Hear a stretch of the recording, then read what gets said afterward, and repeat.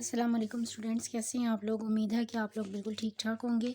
Last time हम लोगों ने एरर की रेक्टिफिकेशन ऑफ एरर का टॉपिक स्टार्ट किया था और हम लोगों ने एरर ऑफ कॉस्टिंग जो है उसको डिस्कस किया था।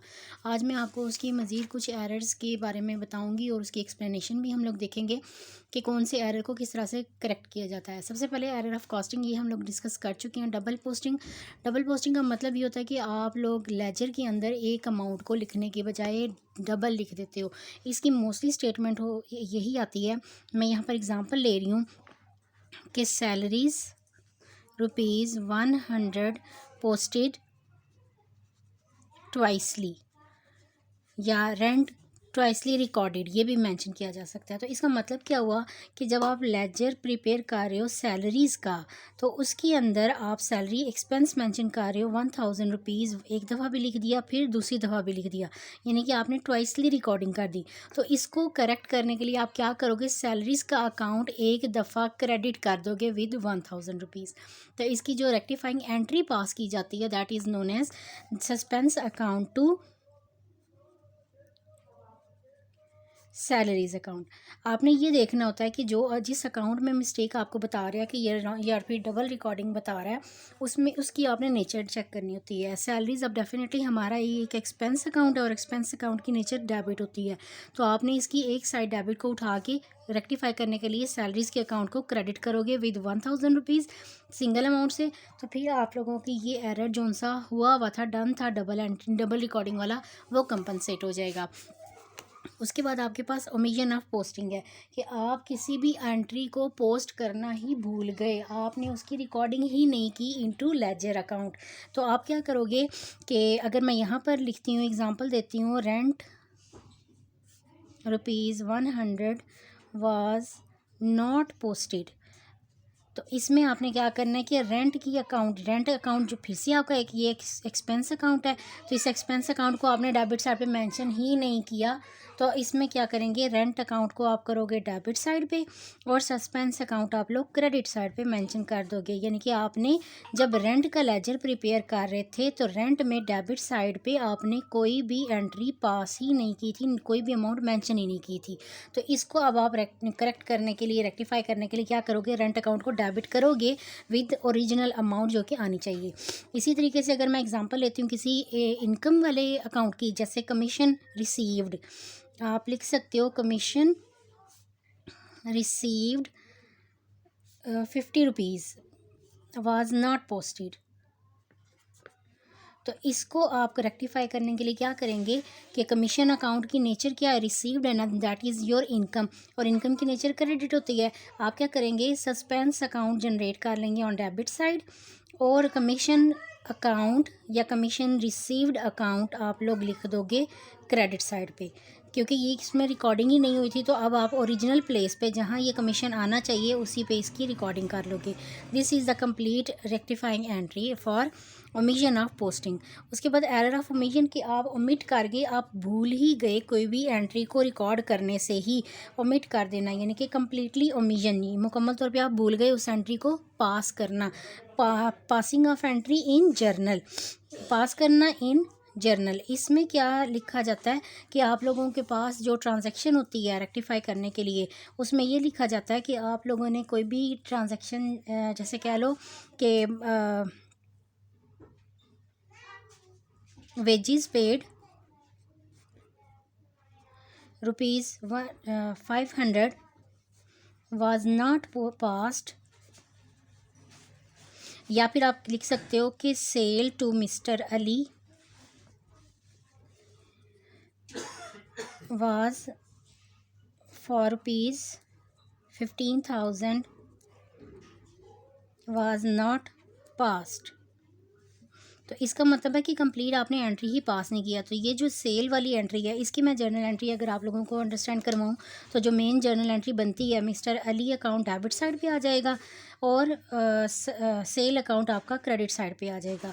तो ये एंट्री आप लोगों ने रिकॉर्ड ही नहीं की थी 15,000 से। इससे इफेक्ट क्या पड़ेगा आप लोगों के बुक्स ऑफ अकाउंट्स के अंदर कि एक तो आपकी सेल कम मेंशन होगी, सेल कम मेंशन होगी तो आप लोगों का प्रॉफिट भी कम मेंशन हो रहा होगा, और दूसरा आपका डेटर में अमाउंट जो सी है वो रिड्यूस्ड होगी, तो आपका एसेट साइड जो सी ये भी कम वैल्यू पे मेंशन हो रही होगी।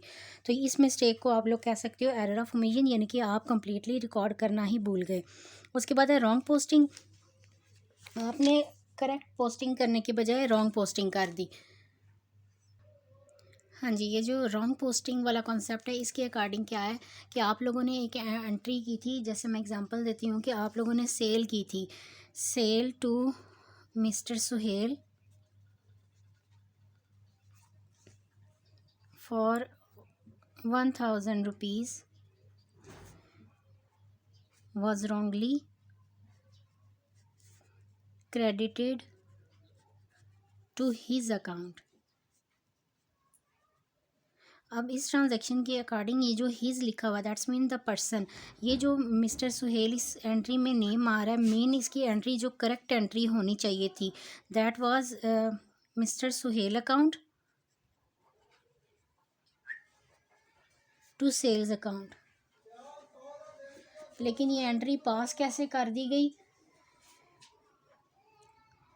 मिस्टर सुहेल के अकाउंट को इसने क्रेडिट कर दिया, यानी कि पोस्टिंग करनी थी सुहेल के अकाउंट में डेबिट साइड पे, लेकिन जब मिस्टर सुहेल का लेजर प्रिपेयर किया जा रहा था तो सुहेल के अकाउंट में डेबिट साइड पे अमाउंट मेंशन करने के बजाय क्रेडिट साइड पे 1,000 रुपीज़ लिख दिए गए।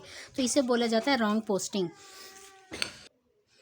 रॉन्ग पोस्टिंग का ये कॉन्सेप्ट था कि आप लोगों ने क्या किया होता है कि किसी जो सेल वगैरह की होती है या कोई भी ट्रांजैक्शन होती है उसमें जिस एस्पेक्ट को डेबिट करना होता है उसे रॉन्गली उसकी लेजर में क्रेडिट कर दिया जाता है। तो इसकी रेक्टिफिकेशन के लिए क्या फिर आप लोग करते हो कि जिस अकाउंट को आप लोगों ने डेबिट करना होता है ना उसको ओरिजिनल प्लेस पे डेबिट ही करते हो और उसके अगेंस्ट सस्पेंस अकाउंट जनरेट कर लेते हो।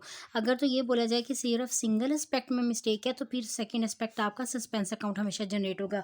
लेकिन अगर ये बोला जाए कि पूरी की पूरी एंट्री ही रॉन्ग पास की गई है या उल्टी कर दी गई है कि सेल में भी डेबिट कर दी गई है और सुहेल अकाउंट में क्रेडिट कर दी गई है, तो फिर आप सेल को डेबिट करोगे और सेल को क्रेडिट करोगे और सुहेल को डेबिट करोगे और फिर उसमें अमाउंट का डिफरेंस आ जाता है।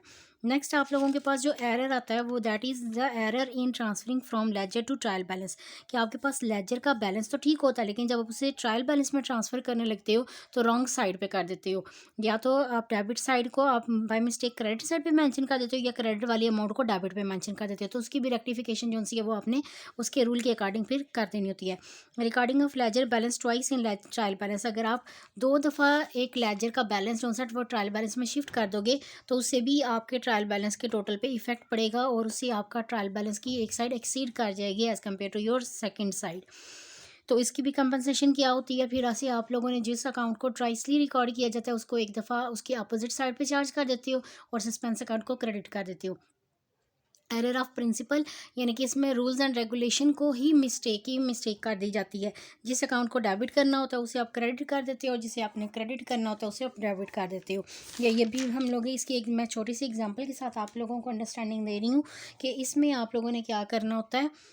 यहाँ पर प्रिंसिपल एरर या फिर एरर ऑफ प्रिंसिपल में क्या है इसकी एग्जांपल मैं आप लोगों के सामने शेयर करती हूँ कि फॉर एग्जांपल आपके पास जो आपने कोई कैपिटल एक्सपेंडिचर किया है लेकिन आप उस एक्सपेंडिचर को कंसीडर कर लो as revenue expenditure.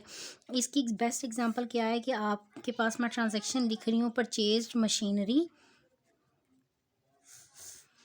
For ₹1,50,000 was charged to ordinary purchases. अब इसके लिए जो करेक्ट एंट्री थी वो क्या होनी चाहिए आप लोगों के पास, आपके पास एंट्री होनी चाहिए थी machinery account to cash account, लेकिन आप लोगों ने इसकी रॉन्ग एंट्री क्या कर दी, रॉन्ग एंट्री मैं यहाँ पर कर रही हूँ, आपने इसकी एंट्री कर दी purchases account to cash account. अब आप क्या करोगे इसको रेक्टिफाई करने के लिए जो करेक्ट एंट्री है इसमें यहाँ पर मैं रेक्टिफाइंग एंट्री पास कर रही हूँ। रेक्टिफाइंग एंट्री में जो करेक्ट प्लेस पे मशीनरी अकाउंट को डेबिट होना चाहिए था, I will charge machinery account on debit side of the rectifying entry, machinery account आ जाएगा ऑन डेबिट साइड। और परचेजेस में डेबिट नहीं होना चाहिए था, इसको मैं करेक्ट करने के लिए परचेजेस अकाउंट को कर दूंगी क्रेडिट पे टू परचेजेस अकाउंट। इस तरह की जो ट्रांजैक्शंस होती हैं इसे बोला जाता है, या मिस्टेक्स जो होती हैं इन्हें बोला जाता है एरर ऑफ प्रिंसिपल, यानी कि आपने उसकी बेसिक रूल में ही प्रॉब्लम क्रिएट कर दी है। उसके बाद आप लोगों के पास आ रहा है जी कंपनसेटिंग एरर, एक ऐसा एरर जिसमें मिस्टेक तो होती है लेकिन वो एरर ओवरऑल आपके ट्रायल बैलेंस को कंपनसेट कर देता है। इसमें बेस्ट एग्जांपल मैं क्या लिख सकती हूँ कि आपने एक एक्सपेंस को दूसरे एक्सपेंस में चार्ज कर दिया है इनटू अदर एक्सपेंस, यानी कि है तो वो एक्सपेंस ही डेबिट साइड पे ही है लेकिन आपने उसका नेम चेंज कर दिया। जैसे मैं कह सकती हूँ कि आपने रेंट पे किया है, rent paid wrongly charge to repairs account. अब रेंट भी एक्सपेंस है, इसकी भी नेचर डेबिट है, और रिपेयर जोन्स है इसकी भी नेचर डेबिट है।